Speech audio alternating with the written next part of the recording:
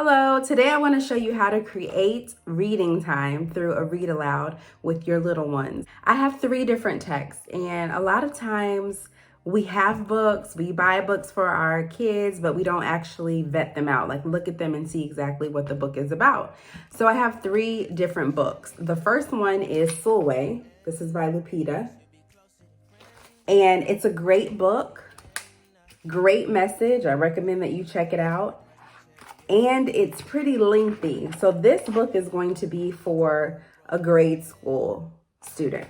Then I have another book. This book is called I've Loved You Since Forever. Really cute book. It can be broken down for younger students. It could be built up for an older child, but it is a pretty simple text with a lot of repetition.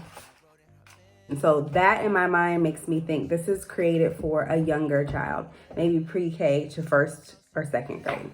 In this book, Hey Black Child is actually a poem that was changed or adapted into a book. Great illustrations again, lots of repetition, and it is a poem, so it reads like a poem with rhythm, with a flow. Do you know who you are, who you really are? So when I'm thinking about creating a read aloud or reading with my child, I want to think about how old are they? What grade are they in? What are their interests? And if the book is not exciting and interesting to me, it's probably not going to translate that way to a child. So I want to think about what's a book that gets me excited. I love all 3 of these books, but let's say that I was planning for a pre-K or kindergarten age child. Well, Hey Black Child is really good. It's a great book. It has that repetition, but remember, it is a poem.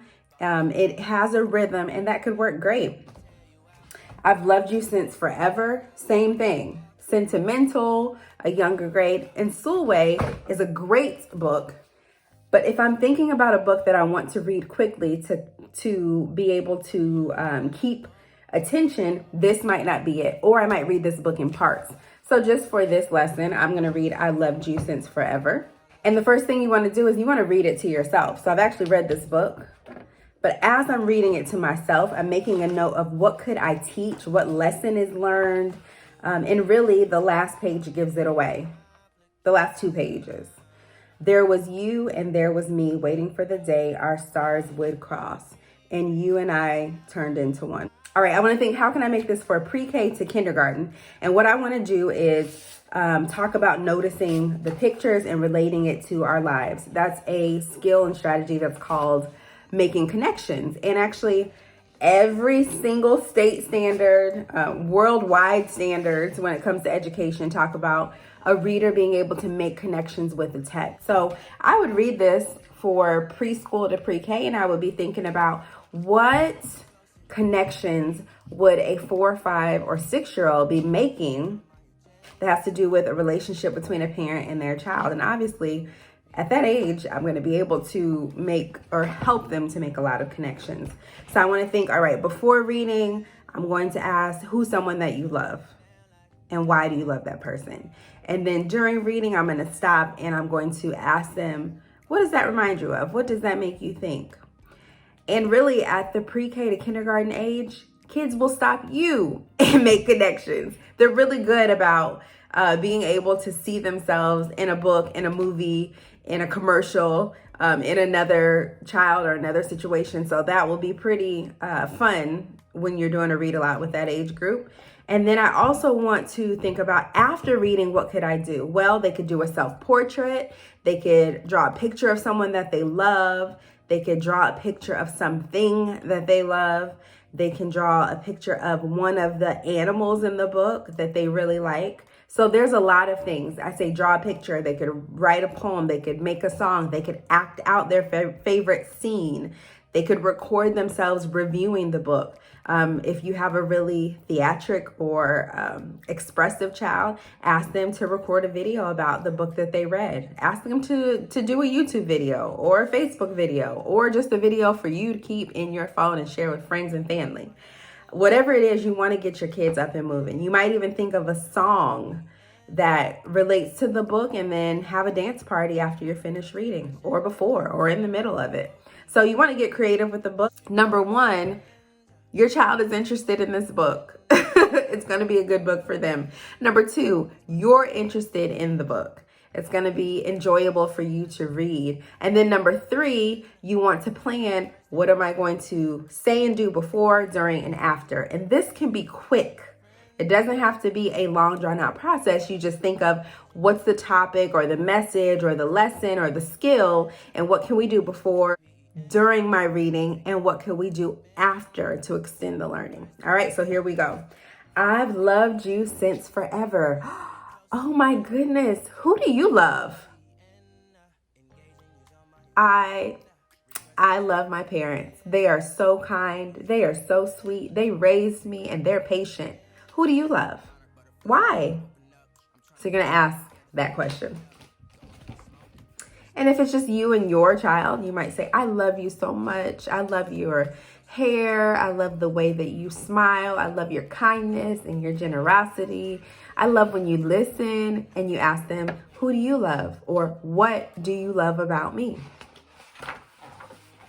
Today we're going to read a book called I Loved You Since Forever. What do you think this book is about? I always start with a prediction. So they might say about a fox and their daughter, a fox and his son. They're going to give you their prediction. Good job. That's a good idea. Let's see if you're right. So you go in and you start reading. Now, the copyright, the dedication page, and all of that is not necessary depending on your age group and your lesson and your time frame and your patience. So do what you need to do to make it enjoyable. I've loved you since forever. If you're reading this to your kids, you might kiss them every time you say it. Before birds flew over rainbows. Have you ever seen a rainbow? See how I'm making that connection? So they're starting to think, yeah, when does a rainbow come? It comes after it's rained. Wow. So I loved you before that. And you keep going. And monkeys swung on trees. How long do you think monkeys have been swinging on trees? Forever. Yes. There was you and there was me. Aww. Of course, I would show them the whole book. Before the sun rose in the sky. And honey came from bees. Wow, that's a long time. Honey has always come from bees. Honey has always come from bees. What does a bee sound like? Zzz. Okay, I'm going to read it like a bee. Zzz, and honey came from bees. There was you and there was me. Bzz, bzz. Okay, you don't have to keep the bee thing going. But you could say again, there was you and there was me. Good job. So because this book has repetition, you can build it up to where the kids are going to read with you. I've loved you since forever. Since the moon lit up the night. And elephants wandered free. Wow, these elephants are huge. There was you and there was me. Before otters swam together. Oh, they love each other so much. Does that remind you of anything? Before bedtime? Yeah, I love to tuck you in. Me and you get to hug before you go to bed. And rivers reach the sea. This reminds you of the beach? Yeah, the water does remind me of the beach. This is a river. You see how it winds? It's not as big as the beach. It's not as deep as the beach. But that's a good connection. There was you and there was me, waiting for the day our stars would cross. And you and I turned into we. Oh, I love this book. All right, so let's draw a picture. We're going to draw a picture together. So let's get our paper. Let's get our markers out of our tutoring bucket and let's draw a picture together. So you can draw a picture. Oh, let's make up a song. I love you, you love me. Okay, I borrowed that song. Let's do a dance. When I make a move, you make a move. Okay? I love you. Your turn. Yes. All right, let's play some music. I love you. You love me. I've loved you since forever. I loved you since forever. I loved you since forever. You know, just play with it. So basically what I want to say is that you can have fun with the read aloud. You can have fun with the books. You find a book that your child is going to love, that you enjoy, and that you can build a before, during, and after reading activity around. Have fun. Let me know how it goes, and I'll talk to you guys soon. Bye.